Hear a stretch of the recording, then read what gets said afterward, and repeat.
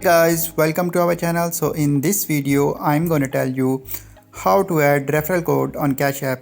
So first of all, when you create your account, it will demand referral code. So if you have already referral code before creating account, you can add referral code in beginning of your creating account. So finally we have created our account, but we want to later add the referral code. So simply what we need to do, just you can see this profile button option here, just click here. So after clicking here, we will, now you can see there are multiple options available here, but we will scroll down simply. So at the end you can see this option is available, enter referral code. So we will click on enter referral code.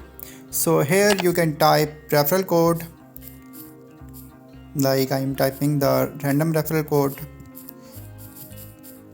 here. So you can simply enter the referral code and then click on next button. So in this way you can easily enter a referral code on your account.